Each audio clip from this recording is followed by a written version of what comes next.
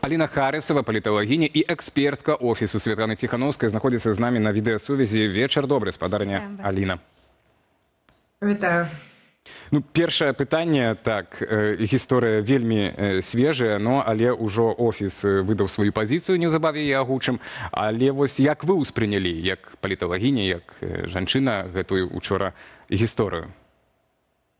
Ну, ситуация, конечно, выкликала шок, и первая реакция – это, конечно, осуджение, потому что это у любым выпадку форма харасмента, это у любым выпадку гвалт, потому что когда ты досылаешь без запрошения фотоздымки своих гениталиев, это форма гвалту. А на чым палягае адказнасць лідара грамадскай арганізацыі, калі ён пачынае быць публічным за такія прыватныя, так скажем, крокі? Так, гэта ж прыватнае жыццё, таксама, правільна? Ён пра гэта піша ў сваёй пазіцыі. Я гэта так не ўспрымаю, тому што калі ты публічнае лицо, якое узначальвае арганізацыю, з якім асацыюецца гэтая арганізацыя, то на табе ляжыць адказнасць за гэтую арганізацыю. То бок зараз вельмі такі вялікі выклік стаіць перад байсолам, тому што гэта вялікая каманда, якая працуе над добрымі мэтамі. Але вось такая сітуацыя, яна можа проста пакласці некую чорную пляму на рэпутацыю ўсёй арганізацыі. І калі ты публічнае лицо, якое прадстаўляе вялікую арганізацыю, трэба пра гэта памятаць, калі такія рэчы вытваряць. Ну, власне, ці можам мы ставіць знак раўно паміж арганізацыяй Байсол і стрыжаком паводзінамі аднаго чалавека? Калі, напрыклад, я хачу падтрымаць палітвязня, хачу заданаціць яму, ці паўдзельнічаць у заяўцы на праект нейкі, чаму мяне мусіць стрымліваць, што адзін чалавек парушыў этыку прафесійную? Маё меркаванне, што гэта, канешне, не павінна так працаваць. То бок гэта каманда, якая робіць сапраўды вельмі добрую справу. І гэта не павінна пакласці вось гэтую пляму чорную на гэтай арганізацыі. Але ўсё ж такі гэта можа так спрацаваць. І калі ты публічнае лицо, то трэба пра гэта памятаць. Зараз наша мэта, каб, па-першае, спрацаваў інстытут рэпутацыі, па-другое, я так лічу, што у гэтай сітуацыі павінен спрацаваць інстытут рэпутацыі, і па-другое, проста не запятнаць рэпутацыю Байсола і памятаць, што гэта арганізацыя, яна працуе аўтаномна, і гэта не толькі адзін чалавек. Выдатна, вы ўзгадалі інстытут рэпутацыі, мы да яго абавязкова звернемся, так, у кантэксце таксама іншых гісторый у дэмакратычных сілах. Вы сказалі, што выклік для Байсола, але мне здаецца і для ўсіх дэмакратычных сілаў, гледзячы па тым шквалу каментароў і рознага кшталту рэзкіх, у тым ліку рэакцыі ў сацыяльных сетках і з боку розных структураў. Ну і офіс Светланы Ціхановскай літаральна некалькі гадзінаў таму выдаў пазіцыю таксама адносна гэтай гісторыі. Яна палягае ў тым, што я толькі працытую кавалак, наша кансалідаваная пазіцыя у тым, што падобныя сітуацыі датычацца не толькі паводзінаў аднаго чалавека, яны закранаюць шырэйшае пытанне пра то, як асяроддзе мы ствараем дэмакратычнаму руху, пра і падзяляем, якія ролевыя мадэлі да грамадства, у цэлым і грамадскай думкі ў прыватнасці. Але у гэтай пазіцыі я не знайшоў, дык што рабіць дэмакратычным сілам, якім чынам, якія механізмы маюць зрабіць так, каб падобных выпадкаў больш не здарылася, і, адпаведна, Байсол працягнуў сваю дзейнасць. Па-першае, вельмі добра, што гэта ўвогуле распачало нейкую дыскусію, таму што мы можам бачыць, што вельмі шмат каментароў, тое, што мы нават зараз з вамі тут сидзім, гэтую сітуацыю абмяркоўваем, гэта паказвае, што гэтая тэма, яна закранае, яна нашмат больш глыбейшая, чым можа падавацца. І нашае грамадства, яно яшчэ не ведае, як на такія рэчы рэагаваць. Таму, па-першае, трэба дыскутаваць. Трэба дамаўляцца нам, як грамадству, ці гэта акей, ці гэта не акей, і калі не, то чаму? Таму што па каментарах таксама можна бачыць, што хтосьці кажа, гэта асабістае жыццё, гэта нармальна, не трэба ў гэта лезці. Трэба проста тлумачыць грамадству, чаму гэта не акей, таму што адна з прычынаў, чаму гэта сітуацыя выклікала столькі каментароў, таму што дагэтуль жанчыны вельмі доўга замоўчвалі такія сітуацыі. І я ведаю, што нават пра Андрэя казалі, у пэўных колах ужо шлі размовы пра тое, ці трэба публікаваць, ці не трэба, і нават Медыа Жаба, яны апублікавалі сёння вельмі добрую стацью з аўтаркай гэтага артыкула пра Андрэя, пра тое, з чым яна сутыкнулася, і што шмат хто проста не хацеў, каб гэтая сітуацыя выходзіла, каб яе дэананімізіравалі. Вось.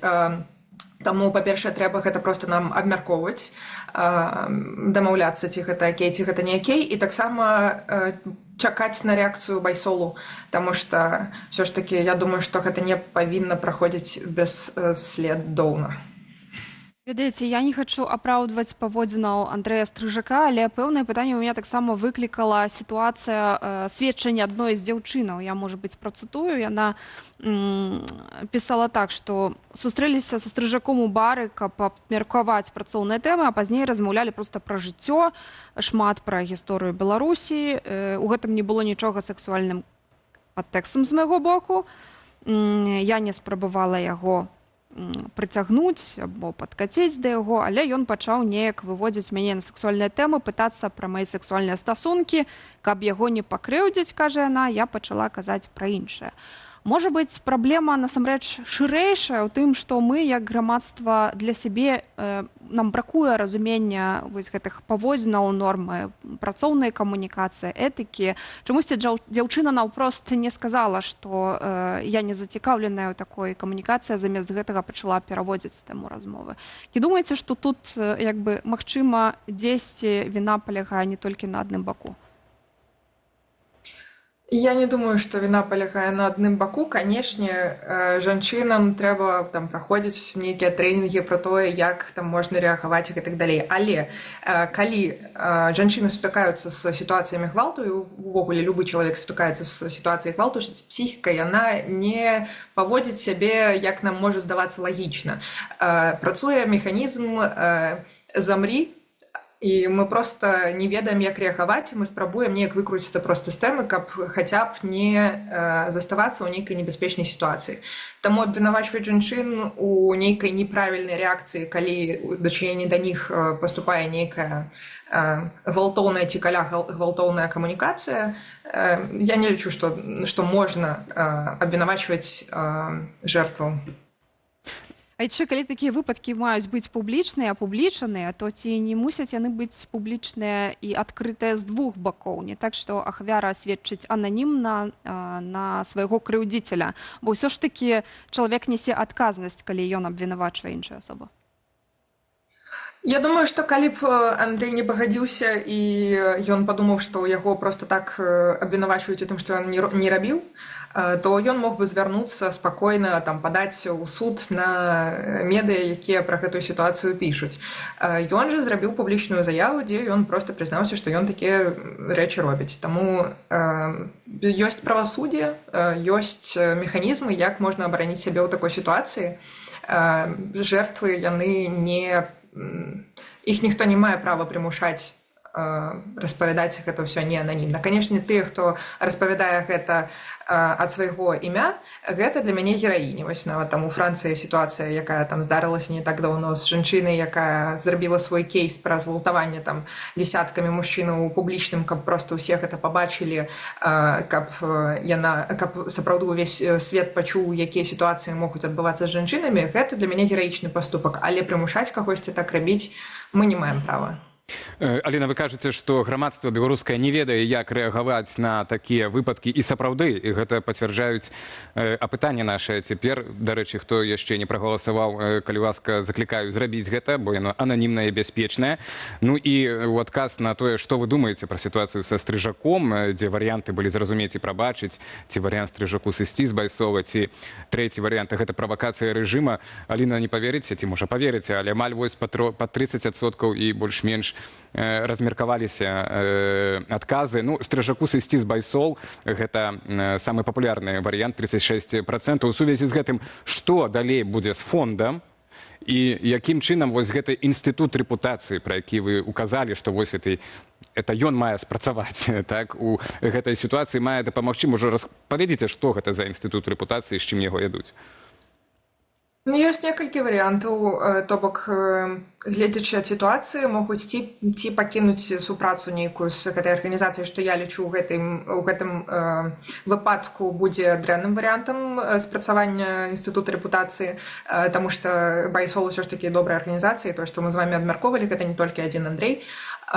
Іншыя варыянты гэта ці калі чалавек сыходзіць з арганізацыі, як вось, напрыклад, таксама некалькі дзён таму была вельмі вядомая сітуацыя, як SEO-кампанія астронамер на канцэрце Coldplay з любоўніцай, з каханкай быў заўважаны, і ён звольніўся. Можа такое спрацаваць у гэтай сітуацыі? Так, і яна. Можа такое спрацаваць у гэтай сітуацыі, ці таксама можа проста быць іншы абраны прадстаўнік публічны гэтай арганізацыі? Ну і тады вот давайте про это інстытут рэпутацыі, бо не толькі Андрей Стрыжак, шмат у нас яркіх постацяў, лідараў у дэмакратычным руху. Адзін з іх гэта Сергей Ціхановскі, які літаральна месяц таму быў вызвалены, так, больш-менш месяц таму, але як вызваліўся, так паспеў заявіць пра магутны удар па рэжыму цягам 3 тыдняў. Ну, такая гісторыя, што 3 тыдні сёння якраз мінаюць, але пакуль яшчэ да той гісторыі яшчэ наступная цытата Ціхановскага і заява абурыла іншых, у тым ліку прэзідэнта Літвы, так, заява у інтэрв'ю «Жыццё Маліна» Ціхановскага пра тое, што беларусы як вот архіпелаг, так і такія астравы могуць аўтаномна раскіданыя па свеце, аўтаномна кіравацца как-то, так, арганізоўвацца, так, такія аўтаноміі. Ну і ўжо ўмяшаўся літоўскі прэзідэнт, які сказаў, ну, відаць, спадар Сергей доўга сядзеў і не да канца усведамляе сітуацыю. Ну вось дзве такія гучныя заявы, так, якія, ну, маглі таксама пэўнай шкоды нарабіць і прыхільнікам Ціхановскага дэмакратычным пераменам і ўнутры Беларусі. І вось як это вяжацца з гэтым інстытутам рэпутацыі ў гэтым выпадку, так? Што мы павінны рабіць, як вот ацэньваць гэтыя заявы Ціхановскага? Усё ж такі гвалт з выказваннямі будзе не вельмі правільна параўноўваць. Але ў такім выпадку мы проста павінны запытваць. То бок у гэтай сітуацыі, у такім выпадку, інстытутам рэпутацыі у пэўным сэнсе будзе проста служыць яго падтрымка. То бок якіясь людзі, яны будуць прадоўжваць яго падтрымліваць нават пасля такіх выказванняў, якіясь адыдуць у бок і скажуць, ну, напэўна, я тады да іншага некага лідара пайду. Гэта свайго рода таксама інстытут рэпутацыі. Таксама можна задаваць чалавеку пытанне. То бок гэта не сітуацыя гвалту, гэта не сітуацыя, за якую можна нават там паскардзяцца ў суд у той жа. Гэта сітуацыя звычайная, палітычная, калі проста нейкія выказванні могуць кагосьці абурыць і адцягнуць частку аўдыторыі ад палітыка ці там лідара і так далей. Ну і так, можа, сакрушальны удар яшчэ будзе. Чакаем яго. Спадара Ляніна, я б яшчэ, можа, зачапіўся толькі за тое, што вы казалі, вот тое, што многіх трыгернула. Я з вами згодны, але вы звярнуліся, што трыгернула, таму што многія жанчыны, дзяўчыны, яны раней хавалі, так, падобнага кшталту, так, камунікацыю з мужчынамі. Але трыгернула абодва бакі, і мужчынаў, і розныя арганізацыі таксама. Што вот канкрэтна, думаеце, на вашу думку, трыгернула ў гэтай гісторыі беларусаў усіх? Ну, па-першае, гэта такая інтымная тэма, і вельмі часта, калі гэта датычыцца вось такой тэматыкі, гэта можа быць вельмі такім вялікім выбухам у публічнай прасторы. То бок, гэта адна з прычынаў. Іншае, гэта тое, што мы вельмі мала кажам яшчэ вось пра гэты гвалт, пра тое, з чым сутыкаюцца розныя людзі, і гвалт, ён не толькі ў дачыненні да жанчын, ён вельмі часта і ў дачыненні да мужчын бывае, хаця часцей, канешне, з боку мужчын у абодвых выпадках. І гэта тое, пра што яшчэ там 2 дзесяцігоддзя таму зусім не казалі, гэта было як частка нормы, пасля гэта проста пачалі замаўчваць, а зараз пра гэта пачалі казаць.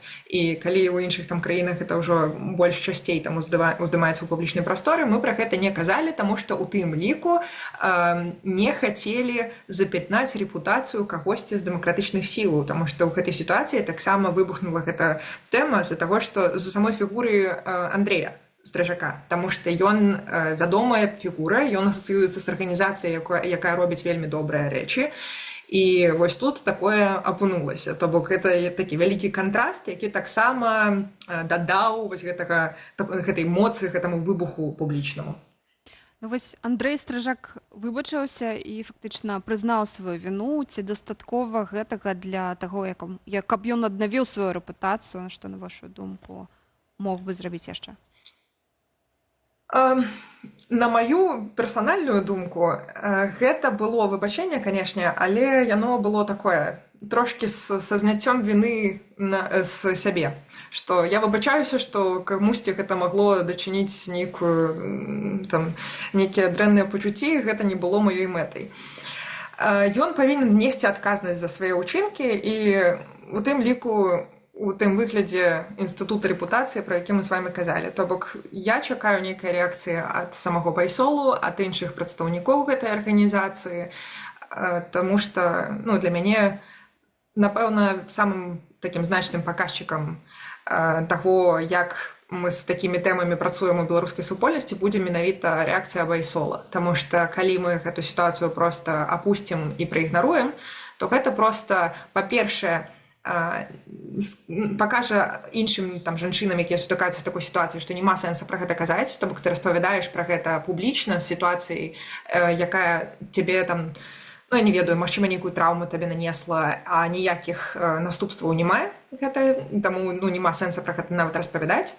Па-другое, мы пакажам, што інстытут рэпутацыі не працуе, то бок нават якія б там дрэнныя рэчы чалавек не рабіў, можа яшчэ горш хтосьці штосьці зробіць, то ніякіх наступстваў для яго не будзе. То бок паказчыкам у гэтай сітуацыі павінна стаць рэакцыя байсола, і на іх зараз ляжыць вялікая адказнасць. Так, будем чакаць на яе. Дзякуй вялікі. Аліна Харысава, паліталагіня і экспертка офісу Святланы Ціханаўскай была з намі на відэасувязі. Абмяркоўвалі мы апошні скандал, у цэнтры якога апынуўся кіраўнік фонду «Байсол» Андрэй Стрыжак.